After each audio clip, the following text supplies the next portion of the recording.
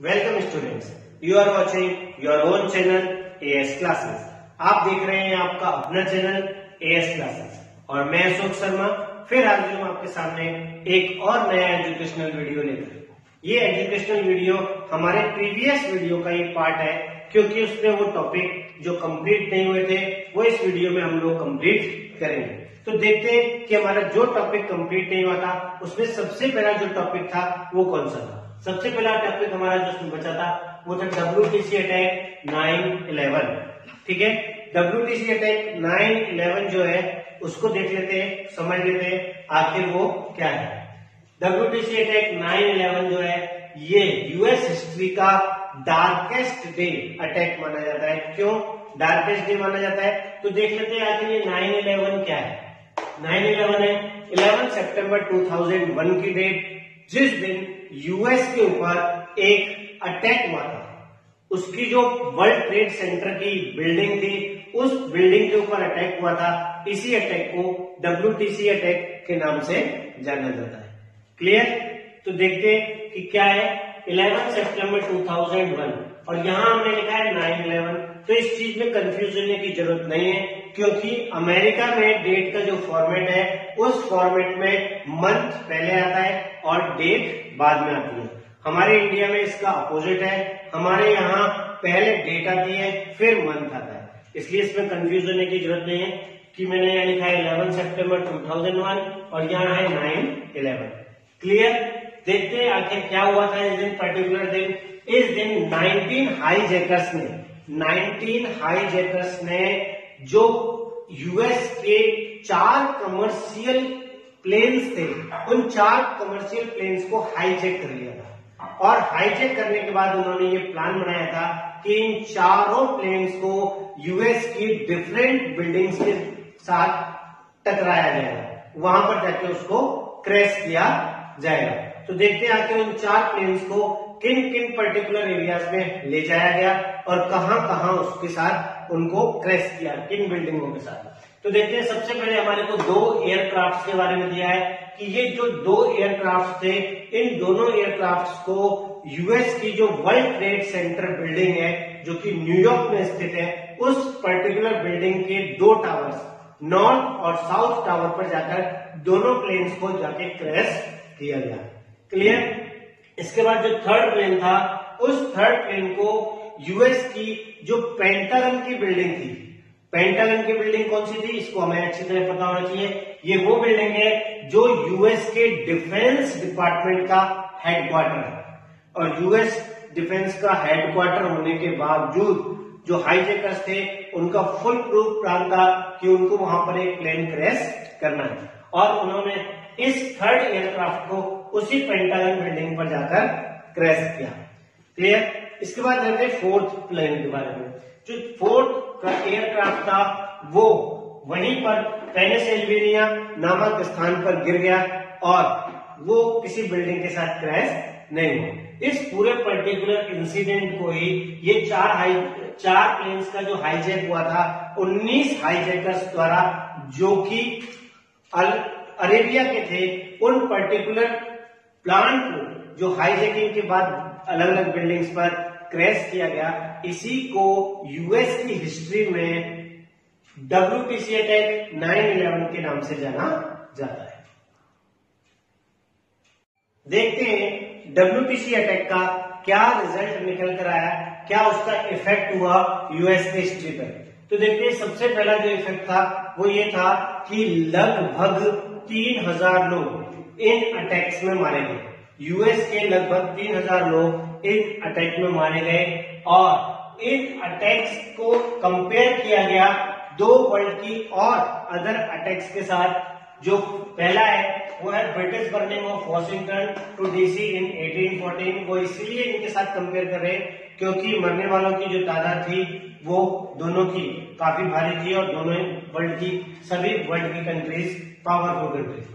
Japanese invention on Pearl Harbor in 1941। इन 2 इंसिडेंटों के साथ इन अटैक्स को कंपेयर किया गया है और ये इसलिए है क्योंकि वर्ल्ड में यूएस एक सुपर पावर कंट्री थी और सुपर पावर कंट्री की जो वर्चस्व था ये अटैक उसके ऊपर माना जाता है। तो हम कह सकते हैं कि US hegemony had been challenged through these attacks. इन अटैक्स के द्वारा कि जो यूएस की हेजेमनी थी, जो वर्ल्ड के ऊपर उसका वर्चस्व था, उस वर्चस्व के ऊपर ये एक चैलेंज के रूप में देखा गया। इस समय पर्टिकुलर समय में जो क्लिंटन थे वो अपनी पोस्ट से रिटायर हो चुके थे और यूएस में एक नए प्रेसिडेंट बन गए थे जिनका नाम था जॉर्ज डब्ल्यू बुश। ठीक है, ये पावर में आ चुके थे और ये जो जॉर्ज डब्ल्यू बुश थे ये पुराने एच डब्ल्यू बुश जिनके बारे में हम पढ़ चुके हैं, ये उन्हीं के सन थे। इन्होंने इन पर्टिकुलर अटैक्स को यूएस के ऊपर एक बहुत बड़ा अटैक माना और उन्होंने इसके अगेंस्ट हार्डर स्टेप्स उठाए। उन्होंने टेररिस्ट अटैक्स को वर्ल्ड से उन्हें लगा कि ये अटैक टेररिस्ट का, इसका मतलब हमारे लिए एक बहुत बड़ी प्रॉब्लम है और इस अटैक पूरे वर्ल्ड से टेररिस्ट को खत्म करने के लिए उन्होंने यूएस यानी कि यूएस ने एक ऑपरेशन लॉन्च किया जिसको कि ऑपरेशन एंड्यूरिंग फ्रीडम के नाम से जाना जाता है। एच डब्ल्यू बुश के जो सन थे जॉर्ज डब्ल्यू बुश, उन्होंने WTC अटैक के अगेंस्ट बहुत स्ट्रांग स्टेप्स उठाए और उन स्ट्रांग स्टेप्स में यूएस के तहत उन्होंने एक ऑपरेशन स्टार्ट किया जिसको कि ऑपरेशन एंड्यूरिंग फ्रीडम के नाम से जाना जाता है। इस एंड्यूरिंग फ्रीडम के तहत यूएस की जो फोर्सेस थी उन्होंने उन सभी सस्पेक्ट्स के अगेंस्ट जिनके ऊपर शक था कि इनका WTC अटैक के साथ लिंक है, उन सबके अगेंस्ट स्टेप उठाना शुरू कर दिया।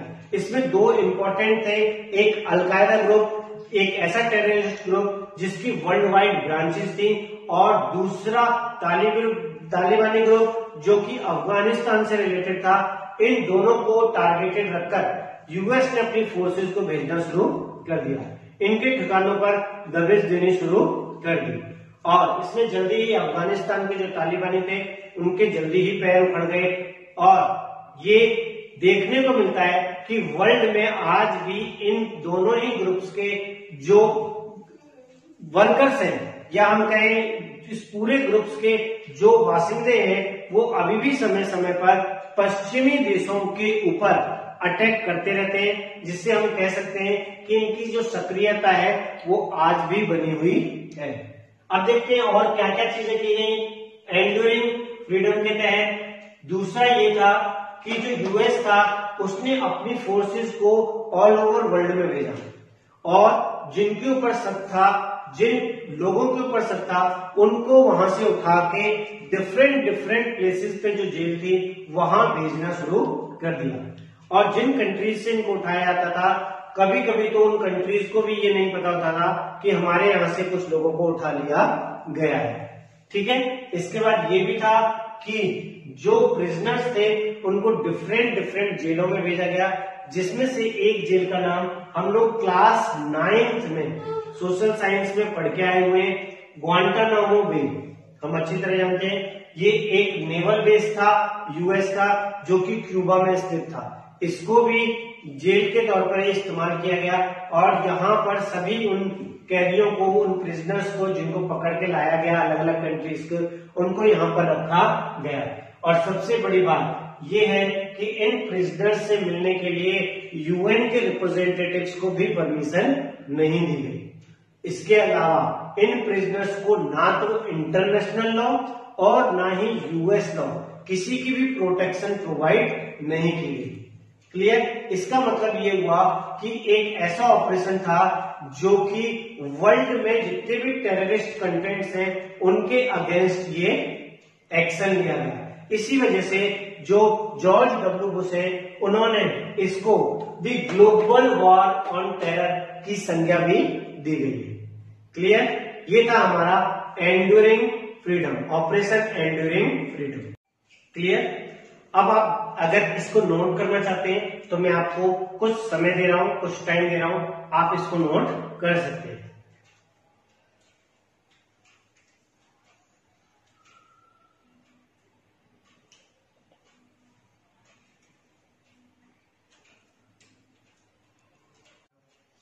अब हम देखते हैं नेक्स्ट टॉपिक जिसका नाम है Iraqi invention, operation Iraqi freedom. देखते हैं आखिर ये इराकी इन्वेंशन क्या था। इराकी इन्वेंशन में 19 मार्च 2003 को जो यूएस आर्मी थी उसने इराक के ऊपर हमला कर दिया था। ये एक कूटनीतिक हमला था। किस बात की कूटनीति थी वो हम आगे देखेंगे, आगे डिस्कस करेंगे। पहले तो ये देख लेते हैं, ये एक सोचा समझा हमला था जिसमें कि लगभग 40 कंट्रीज ने उनके साथ मिलकर इराक के ऊपर हमला किया। एक्चुअली में ये सारे की सारी 40 कंट्री जो थी ये एक कॉलिएशन अटैक था। ये सबने मिलकर एक जानबूझ के किया गया एक अटैक था इराक के ऊपर, क्योंकि इन सबकी जो इच्छाएं थी, विलिंग्स थी, वो बहुत ज्यादा थी। इसीलिए इसको कॉलिएशन ऑफ विलिंग्स भी कहा जाता है। इन सब ने मिलकर आखिर क्या कारण था ये भी देखते हैं। उन्होंने क्या रीजन दिया कि भाई हम इराक के ऊपर क्यों हमला कर रहे हैं, वो रीजन जो था वो हमारा 1 मार्क्स का इम्पोर्टेंट टॉपिक है। ये हमें पता होना चाहिए कि आखिर क्या रीजन दिया यूएस ने इराक के ऊपर हमला करने का। तो उन्होंने जो रीजन दिया वो ये था कि हम इराक के ऊपर इसीलिए आक्रमण कर रहे हैं क्योंकि वहां पर जो मास डिस्ट्रक्शन वेपन्स बन रहे हैं, बड़ी मात्रा में ऐसे वेपन्स मैन्युफैक्चर हो रहे हैं जिससे एक साथ बहुत सारे लोगों को मारा जा सकता है। उन वेपन्स की मैन्युफैक्चरिंग को रोकने के लिए ही इराक पर हमला किया जा रहा है। लेकिन बाद में इस तरीके के कोई भी एविडेंस नहीं मिले इराक में कि वहां पर ऐसे वेपन्स मैन्युफैक्चर हो रहे हैं जो कि मास डिस्ट्रक्शन वाले हैं, जो कि बहुत ज्यादा नुकसान कर सकते हैं। तो इसी बात से एक चीज क्लियर हमारे को समझ में आ जानी चाहिए कि इराक के ऊपर किया गया जो हमला था ये सोची समझी साजिश थी, एक कूटनीतिक हमला था। हम कह सकते हैं कि this proved that this invention was motivated by other objectives.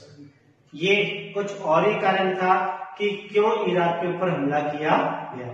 तो देखते हैं आखिर वो क्या कारण था। हम ये बात अच्छी तरह जानते हैं कि इराक एक ऐसी जगह है जहां पर ऑयल रिसोर्स जो है वो बहुत भारी मात्रा में मिलता है, और इन्हीं ऑयल रिसोर्स के ऊपर कंट्रोल करने के लिए यूएस और उसके 40 सहयोगी देशों ने इराक के ऊपर हमला किया था।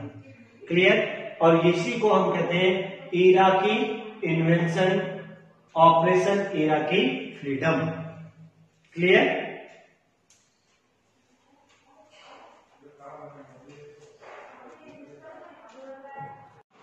इराकी इन्वेंशन का जो रिजल्ट निकल के आया वो क्या रिजल्ट था वो भी देख लेते हैं।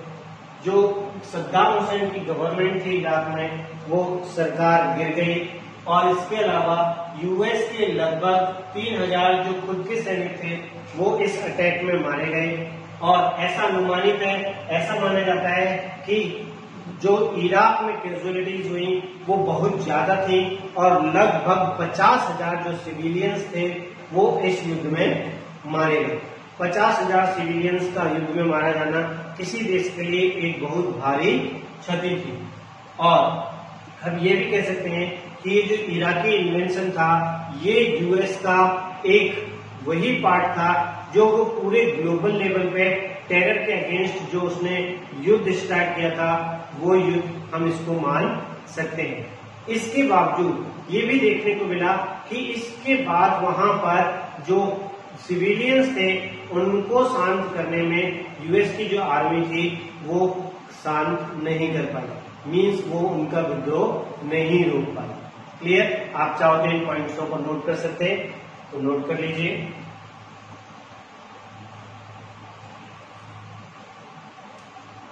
हो गया। अब आपके लिए एक और इम्पोर्टेंट बात कि इसके बाद आगे के नेक्स्ट वीडियोस भी हम लेके आएंगे। इस पूरी सीरीज को जो यूएस हेगेमनी चैप्टर की पूरी सीरीज चल रही है इसको आप कंटिन्यू देखते रहें, क्योंकि चैप्टर के एंड में मैं आपके लिए इस चैप्टर के पैराग्राफ वाइज जो इम्पोर्टेंट क्वेश्चंस हैं जो हमारे बोर्ड एग्जाम में आए हैं, चाहे वो 1 मार्क्स का हो, चाहे वो 2 मार्क्स का हो, चाहे वो लॉन्ग आंसर्स के हो, वो सारे क्वेश्चंस मैं आपको लास्ट में प्रोवाइड करूंगा इस चैप्टर के साथ साथ। इसलिए इसकी सारी सीरीज जो चल रही है उसको आप लास्ट तक देखें। It's important for all of you.